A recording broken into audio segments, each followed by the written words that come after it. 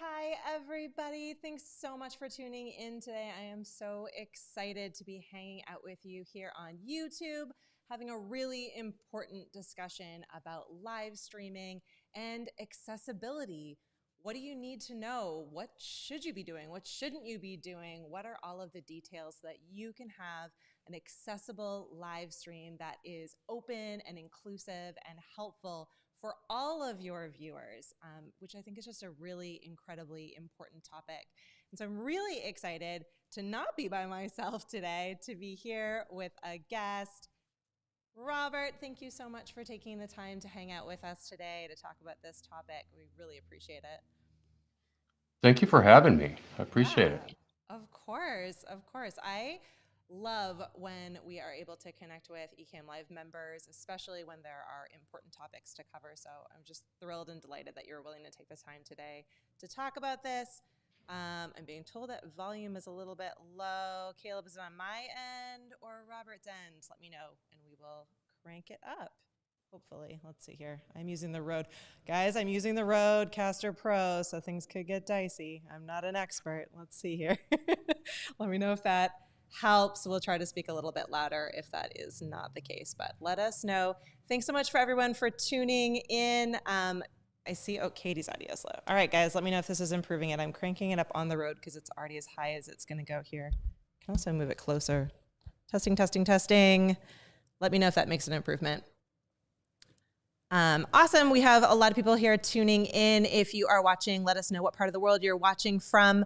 Let us know what questions you have. We're going to pick Robert's brain a little bit here on some of his experiences and some of the things that are important to those who need accessible live streams. So before we jump into some of the details, Robert, why don't you do a brief introduction? Let us know who you are, how you got into live streaming, video production. Well, is my audio okay? Yours sounds good to me, and they were complaining about Okay. mine, which seems like it's better. So thanks to everyone Okay. watching. I love the live tech You never updates. know. You never know. And yeah, you never know. And so I'm Robert Reed. I'm the creator behind the channel SpokeAudio. Mhm. I'm also the host and producer of Never Call Me Again podcast. Um, in 2020, I started a channel and here on YouTube, and essentially, I initially made videos that allowed me to find comfortability on the platform. I spent the first 3 months not letting anyone know that I was disabled, and I did that because of comfortability, because, oftentimes when you're disabled, you are told immediately you are inspiring when you haven't done anything at all exceptional, anything out of the norm, Yeah. and, I didn't want that. I wanted to make content based on my merits, my ability, which Yeah. at the time was nothing. I started, like most people, with 0, absolutely 0 experience, and, so what I wanted is I wanted the same opportunity to learn, to fail, to improve, to get better, and either go, you know, as high as I could or turn tail and run. I wanted that same opportunity as anyone, and it's been an absolutely amazing experience. That's awesome. I absolutely love that. I think both the desire to practice and to improve and to really be able to shine is just so incredibly important, regardless of where you're coming from. So that's great. Absolutely great. And why don't you talk us through a little bit about your experience as a content creator? So what are some of the challenges that you face as someone with a disability, and what are the things that you've had to take on in order to overcome that? I would say that my biggest obstacles are, this live stream, for instance, and so I actually changed things around in the studio to accommodate this possibility. I did that last week, and, right. I did it last week Planning. because Check. and Yeah. and so in 2019, for anybody that doesn't know, I was diagnosed with ALS, which is a motor neuron disease. The eventuality with that is that I will be unable to move my body at all. no muscle function, I'll be unable to speak. And the eventuality is it will take my life. And so at this point, I have very limited mobility. I have very limited use of most of my limbs, and so my hands, my hands and arms still function. My torso still functions most of the time, but I have very limited purposeful movement, and so I don't control precise movements. I drop things. I don't have a great grip, and um, Mhm. and so everything in my studio, everything that I do 100% by myself. If I don't do it, it doesn't happen. Period. And it's not because I don't have help and I don't have the offers of help.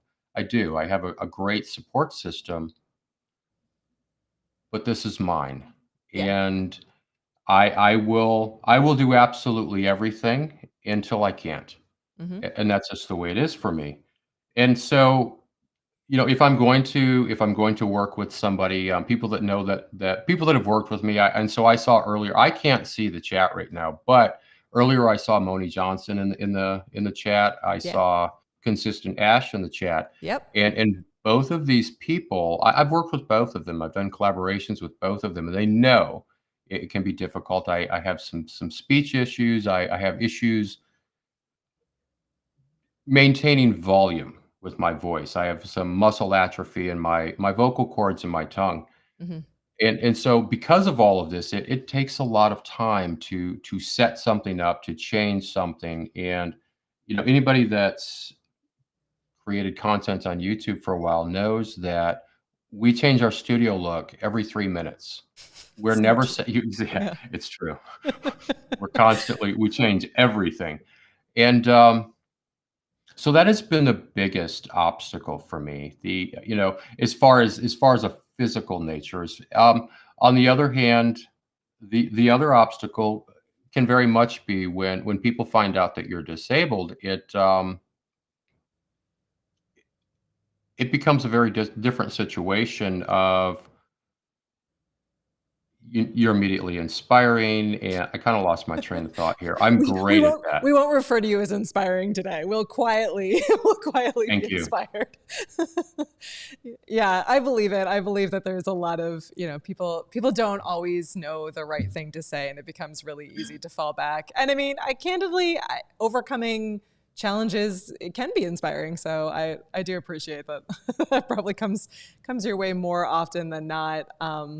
It was interesting in kind of thinking through and researching and planning for this live stream. I came across a number of different articles that talked through different ways that as content creators and as live streamers, we can start thinking through our content better to make it more accessible for everyone that's able to watch. And a couple of things that I came across that I thought were interesting, and you spoke a little bit about this earlier, are being able to plan ahead. So as you were saying, like really thinking through. So in your case, you're thinking through, your studio, how you're able to accomplish what you want to accomplish being a one-man band.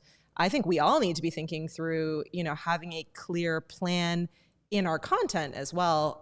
One of the points that came up often was thinking through having a really clear outline and keeping our language really clear, with the understanding that we will be doing things like transcripts and closed captions and all of those things. The clearer and more direct your language is, and the better even lighting that you have on your face can help those who are reading closed captioning, who might be reading lips, who are consuming your content in a different way that you may not be thinking about as someone that doesn't have a disability. So I learned a lot, and it was really interesting thinking through approaches to be more inclusive in the kind of content that we're creating. And it was, I think it was a good practice to start thinking through that. We're always sort of trying to approach how can we make our content get out there in front of a wider audience. And these are definitely things that we should be thinking about. I'm failing at one of these today. I'm looking at my notes.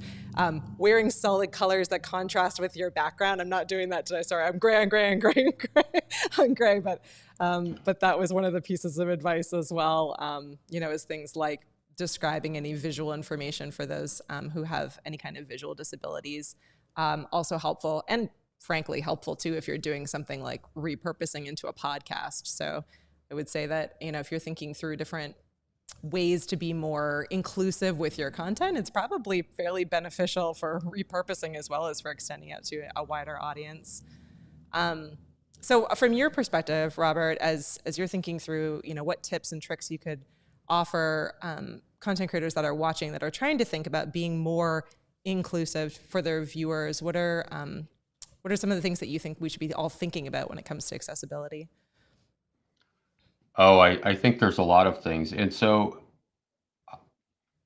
I think lighting is very important. And so if you're visible, there are definitely people who are visually impaired, hearing impaired. I actually, and so I'd like to kind of go back for a second to Sure. something you said earlier. And so prior to this, we kind of talked about some of the things that would be discussed today, and Mhm. it sent me down this kind of rabbit hole of thought of imagine imagine joining your favorite stream or tuning into your favorite YouTube content creator, Mhm. and immediately the second the video starts, muting the volume, closing your eyes. And at that right, and it seems Right. Yeah. ridiculous. And so at that point, you think, "Well, I'm not getting anything out of this." And so at that point, what you're getting out of this exactly what millions of people would get out of something like this. And so the thing is this, is we do not think about accessibility, oftentimes unless it's necessity. Yep. I was looking at the questions, I was projecting and kind of trying to get an idea of what is my response gonna be. And to be completely 100% frank, I'm a human being just like anyone else, and I tend to think about my needs and my Yep. accessibility issues first and foremost. And that is a lot of that is based, I think, on experience. And so my experience is that the world is not generally accessible. I know, for instance, you, and so I all I see is this screen. I don't have the actual live stream playing. And so I'm under the you're using, closed captioning on the live stream. Everyone can turn on or off closed captioning on their end on YouTube, and then we'll go back and Really? add in the closed captions later. Yes. Yep. I did not know that. And so Mm-hmm. I was under the impression that this was I know that we can do it on a video. I did not know we could do it on a live stream. That's awesome. Because I was actually gonna put you guys on the spot and be like, "Hey, if Yeah. anybody could do it though, it's Ecamm." Yeah. You guys have done amazing things. But I think absolutely understanding that, you know, maybe trying to put yourself in someone else's shoes and understanding Mhm. that they may not they may have a hearing impairment, a visual impairment. Yep. There are so many things that I think the concept behind YouTube for a lot of people is I want to create videos either for my business, for my brand, for my podcast, for my product, whatever the situation is. And you at this point have an option of millions of viewers. Mm-hmm. You have this pool of millions and millions of people that potentially could view your videos. Yep. And so the question comes down to do you want a half a million views or do you want a million views? And so the half a million is most of us. The other half a million is potentially the individuals that maybe are excluded from other things. Maybe there is an issue with we're not describing what is in the video. And so I have friends that are visually impaired or hearing impaired, and I will go on Facebook and see a post, and there is a description of what is pictured. Um, there is audio, and I think when we're inclusive, it allows us an opportunity, at least from a selfish standpoint, at a larger demographic, Yeah. and I will tell you from experience, my money spends the same way as anybody else's. Yep. And if you want it, you have to include me. I have to know that you exist. I have to be able to somehow take in the message that you have. And if I can't do that, audibly, if I can't do it visually, if whatever the case may be, if I can't get to the venue, and so if we're not on YouTube and it's a venue somewhere, I need that venue to be accessible to me. And so I think what it boils down to is getting outside of who I am, what my experience is, and be willing to look at someone else and say, what potentially can I do to open my audience and include these individuals? Yeah, absolutely. And I think it's completely, like you said, it in some ways may seem kind of selfish, but it's also a huge audience that unfortunately doesn't get the same amount of opportunities as the other half, right? So if you're able to get outside and really think ahead and be significantly more inclusive, you're also surprising and delighting an audience that deserves your attention and, and is much more likely to want to spend money with you because you've gone, sadly, what feels like an extra mile, shouldn't be, but what feels like an extra mile to make sure that you've created content in a way that they can consume it and, appreciate what you're bringing to the table, learn more about you and your services and your business. It's, it's sad that it needs to become an extra step, but I think it's such an important extra step to take, and you have such an opportunity to help people and to be able to get your content out in front of. I mean, from our perspective, most, if not all, of the content that we're creating is aimed towards helping people, understand how to use video better, helping them get up and running with video and live streaming for their businesses. And so, we definitely never want to be leaving part of the audience not able to consume that content and get the help that they need in order to be more successful. So I agree that I think it's really important. And candidly, all of us should be doing some kind of planning ahead anyway, right? We should be planning out our content and thinking through our approach. And we're already always thinking about, our graphics and what platforms are we going to put it on and what kinds of audiences are we reaching out to. So it doesn't really feel like that big of an extra step to be considering, who those viewers and listeners and audience members are from a wider perspective. I think it benefits everyone to be able to add that into our planning process and our workflow and our run of show. And I don't think, I was sort of bulleting out these couple of things, that I thought were important to discuss. And all of them are like blatantly obvious as I was going through, and yet, still worth saying, things like when we were, in the past, when we were doing things like, PowerPoint presentations in front of an audience, you're always trying to think through to make sure that, text is easy to, to read off of it, even for those who are in the farthest back part of the room. So, the same kinds of principles apply also to creating video. If you're going to be showing text on screen, you need to make sure that it's really easy to read and it doesn't get hidden in anything else. You might want to say it out loud as well for those who are watching who are visually impaired. So it's just a matter of thinking a little bit more in the process as you're going into it, and probably asking your audience as well what they may want to see from you in the future. We are constantly learning more about that. Luria is here. Luria and her team are here in the comments, and she had said that there are more and more, let me see if I can find it here. There are more and more tools out there that are now quite a few new programs that do live captioning as well, she had said. I think a lot more tools are starting to, consider and add in more of these kinds of features to make it easier and more accessible for everyone, and beneficial past just those, reading live captions. It's also helpful for those who are searching for content as well. Text is searchable, video and images are not. So having that extra content is certainly important. I agree. Daniel from Live Streaming Pros recently did a video about putting captions on your live stream. And so, the thing is possibly you're not live streaming on YouTube. It's maybe, going to, maybe you're using Restream and it's going to the 30 plus places you can send it. Yeah. And right. And so he made a great video tutorial about how you would do that. Yep. And it is and I couldn't find it on Facebook. He sent it to me. It is actually, if you go to Live Streaming Pros Facebook group, you can find the video there. And it's absolutely a good watch, and it's really well presented.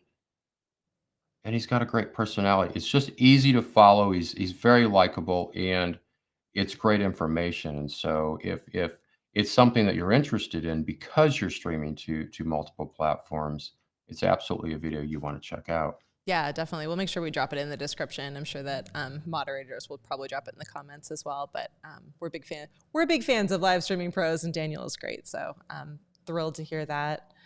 Scrolling through my questions here, and then if anyone watching has any questions as well, we're more than happy to take them live. You're welcome to pop them into the comments there. While you're looking, I'm Sure. such a hog with this. No, go While for you're it. looking at the questions, something you said earlier, the idea that this is information we should have. These are things we should know. There's a part of me as a disabled person that is very selfish and says, absolutely, the world should know. The world should know my needs. They Yeah. should know everybody, and everything should just be perfect and harmonious in the world. And that's not the reality. That's not the way No. the world really works. And so, while we absolutely should be cognizant of those around us and inclusive, I think it's absolutely okay to not know something and to ask or to find or potentially to do it completely wrong and have someone say, hey, would you mind in the future doing this? We are not at all aware of one another. Uh, it's interesting. And so we spent the weekend in Chicago, and incredibly inaccessible to me. Places that said they were accessible were not. Mm. We had an amazing time. And the issue is, when you tell a shopkeeper, "Hey, we're going to need you to spend 30 to 50 grand making this accessible for this one guy," and that's the way it's viewed. Is it's this one guy. Yeah. The idea that there's 10 of us in wheelchairs per city in the world is incredibly inaccurate. The world is really designed in such a way that if you are disabled, it is not incredibly accommodating, and it participation is not encouraged, and because it's not encouraged, you tend not to see as many of us in public and in the world as there actually is. Yeah. And I'm young at heart. I'm an explorer, and I love to go places, and I want to participate, and I want to be included. And I guarantee you, it's kind of like that whole Field of Dreams show. If you build it, I'll come. If you make it accessible, I will absolutely be there, and potentially thousands in each city will potentially be there. They will participate, and it's an opportunity to be inclusive. It's an opportunity for you to build your business, build your brand, and do the right thing. Yeah. And yeah, it does, I think, become in some ways a bit of a self-propagating prophecy, right? Like if you're like, well, it's $30,000 and we can't invest that and it's only going to be one or two people. Yeah, it's probably only going to be one or two people that approach you because you don't have accessibility. But once you have some level of accessibility, it's likely going to be significantly more people. You're just caught in this sort of circular way of thinking, and the results are what you have put out there. So I think as we all start putting out more content that's more accessible, we will see a marked improvement. And the cool thing about it as video content creators is that it's not $30,000. It's not a huge investment. It really, in many cases, it's just being significantly more cognizant about who your audience is or who your audience potentially could be and the kinds of content that you are creating. I certainly feel that way on from our perspective as we're trying to think through how we can make the app more accessible. We've heard from a number of different members of you out there who have asked things like, can we make things bigger? Not all of us have, laser focused, reading abilities and being able to read smaller fonts and smaller types within the app. So these are things that we are certainly working our way towards being able to make the app as clean and simple as possible, but trying to think through ways that we can make things more accessible, even as you're using it on smaller computers. Being able to make font sizes bigger is also a way that we can help serve our audience and listen to what our members are asking. So we always appreciate that feedback and hope that you will all continue to send us updates and questions and feature requests. So you talked a little bit about this earlier, Robert, but I'd love to talk a little bit more about as you're preparing for, video and content and live streams that you're doing, you said that, obviously you need, because you're by and large doing things by yourself, you have a set space and it's taking you a little bit more time. How are you preparing for your content? Do you have a set structure for the regular content that you're preparing so that it takes you a little bit less time? Are you using things like a stream deck or, different tools that are making it a little bit more easy as you're by yourself in the studio? What sort of process do you have set up for your kind of regular, consistent content that you're creating? That's a great question. And so it tells me too that you have not watched my discombobulated mess of a channel. Um, and so it's like I'm wandering in the dark on this thing. I do use I use quite a bit of equipment that streamlines the process for me. And Awesome. so one of the things I use obviously is Ecamm, and I have never, and so I have a couple cameras, and so I have never, I don't even have an SD card in this thing. I have never recorded to an SD card on YouTube ever, Mm-hmm. and I do it straight in Ecamm. I can record there. It saves it straight to my MacBook. Yep. I can put it in Final Cut Pro, edit it, and I'm good to go. And so the process from beginning to end on that end is incredibly seamless for me. As far as audio, my audio needs, I use a Rodecaster Pro. I don't have a Stream Deck or any of these types of things, but the equipment that I do have, I've tried to purchase things that would absolutely streamline things for me, make Mm-hmm. things a little less difficult for me. It again, I think my biggest issues are physical. My Mm-hmm. biggest issues are being able to move and arrange equipment, and so by and large, everything stays where it is. I never move anything if I don't have to. And Yeah. and but don't get me wrong, I've changed the set here half a half a dozen times in the last few months. It the eventuality is, and so I have live streamed once for 3 minutes just to check out a microphone, and I made a video saying, "Hey, it's great for live streaming." Well, I hadn't used it for live streaming, and it felt dishonest, and I thought, "Well, you know what? Let's do it. Let's see what happens," Yeah. and, turns out it works. It's great. Glad to hear. Exactly. And, one of the things I had to do, and so I have issues with my voice, and so I have to speak directly into the mic, and I have to be fairly close to the mic.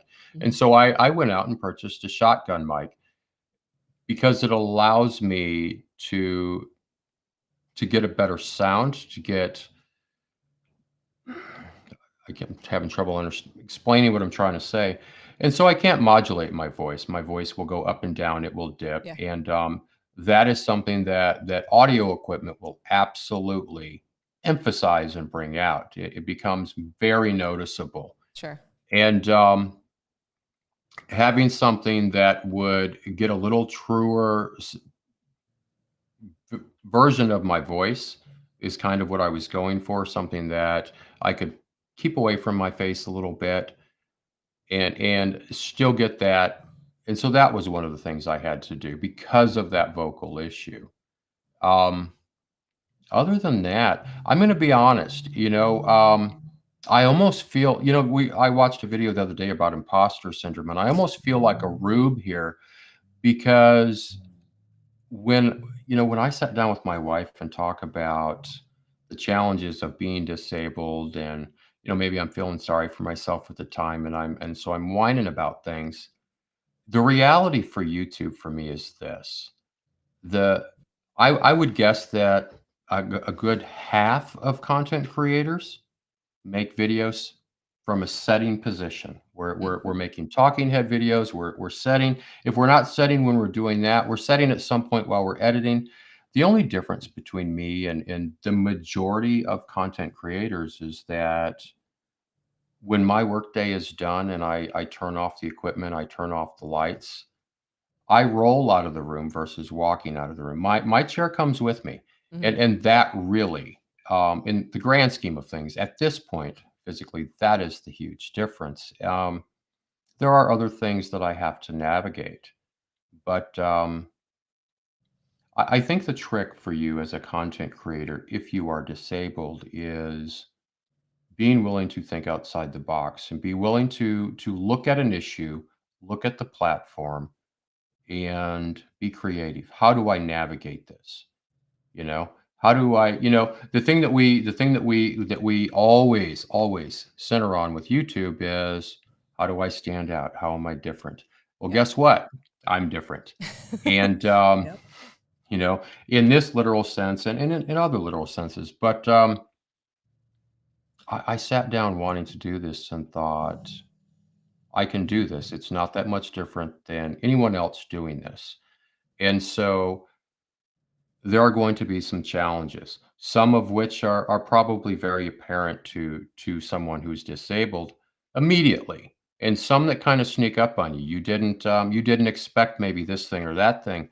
The thing is when it rears its ugly head, you figure out a workaround and you work around it. If this is what you want to do, I, and that leads me to, my thing with YouTube is that I have found it to be incredibly inclusive. And I can base that on nothing more than the content that is available. I Mm. um I watched a live stream about 2 weeks ago, a few minutes of it. It was a college student studying, and I thought, "Well, what is this about?" And so I went and I watched a few minutes. I looked at the video description, and the situation was, as a college student, this is how this individual finds accountability. Um, I love it. I'm not a super accountable person, and so if I sit down here and I'm on camera, it's live, and I say that this is what I'm gonna do, I look bad if I don't carry through. And, the interesting thing was it took something like that for me to have the epiphany of everything on YouTube is not for me. Mm-hmm. And it doesn't have to be. It's for Yep. someone. There is and because the thing was is it was one of the most attended live streams I had ever viewed. The chat was just on fire. There were a couple of hundred people in the live stream, and I was just That's like, awesome.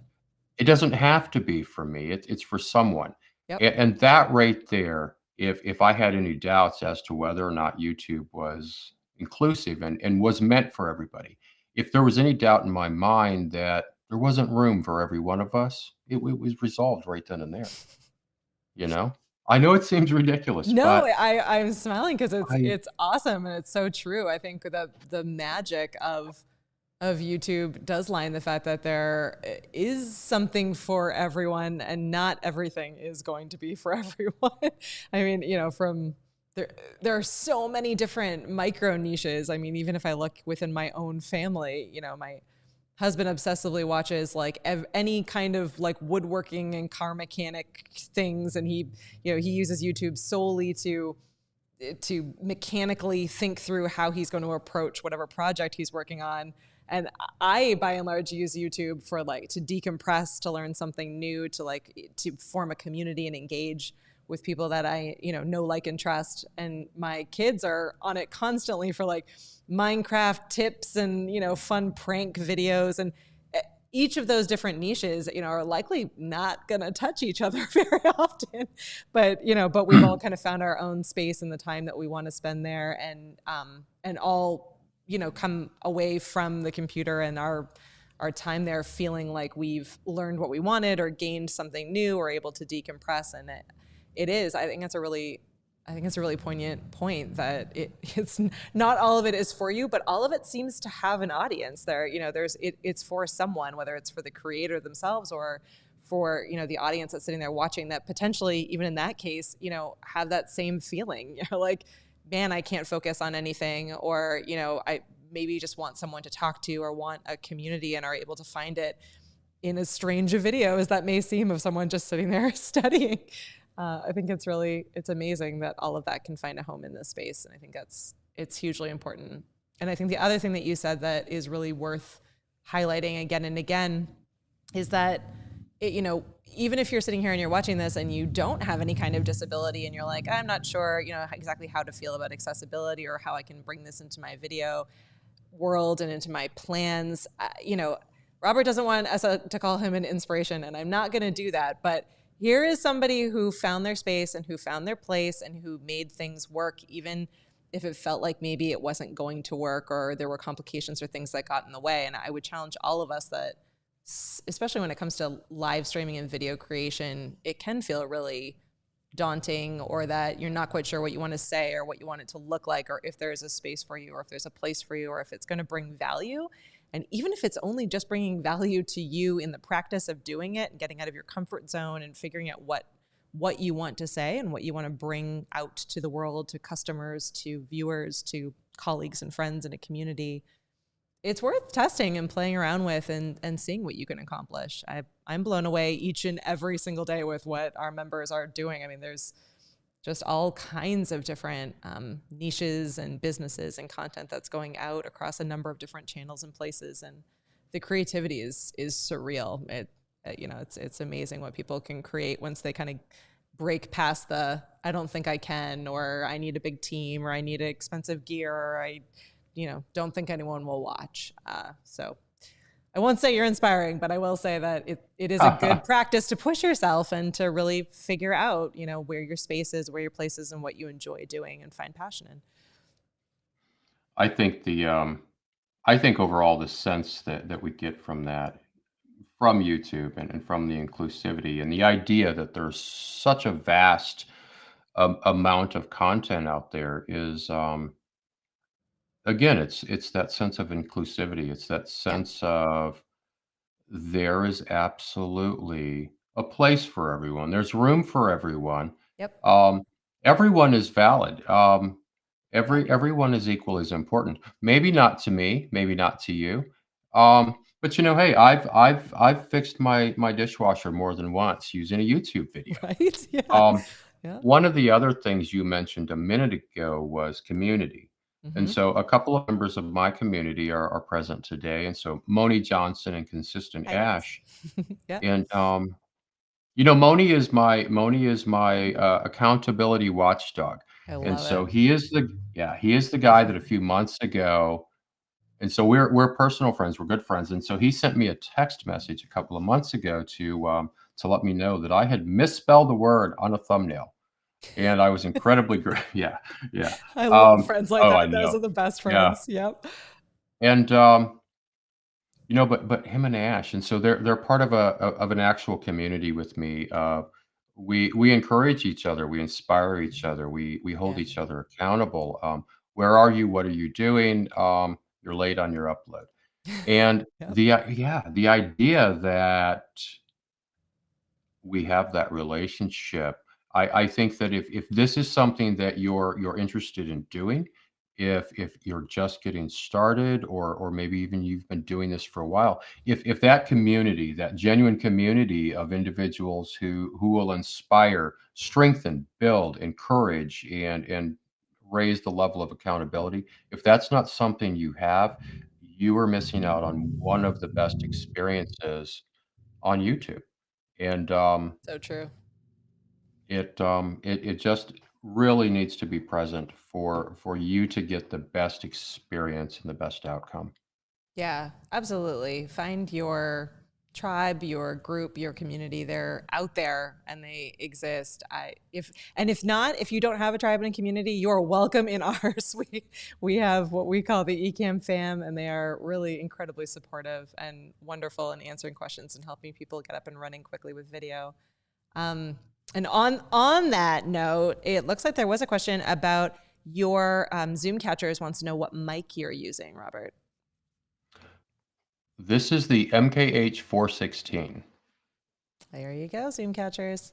And I will, I will say that every microphone is different, and every microphone should be specific to your use case. So if that one makes sense for you, absolutely. But definitely This look one's around and. actually I've been keeping it on mute most of the time you've been talking, and so I'm listening to cars going I by. know. This I yeah, I know. I'm in a busy I spot. don't recommend this for this microphone is not designed for indoor use. It's great if you're gonna have it very close and it's a voiceover mic and you're in a sound booth. It's Yeah. an amazing mic to have. I honestly would love to talk about why I got it, Yeah, do because it. it goes back to the whole vocal thing. I, um, I actually started my podcast, and so I have 2 podcasts. I started those, and I started YouTube with one very specific goal in mind. In 2019, when I was diagnosed with ALS, one of the things that I was told was that I would lose my ability to speak, to verbally communicate, and, you know, that was devastating to me. The idea that I couldn't look at someone that I loved and say happy birthday or I love you or good morning, was devastating. The idea that that would be gone. And audio became incredibly important to me. My own voice, just a common voice, became incredibly important to me. And, 2020 comes around. We're all stuck at home watching YouTube.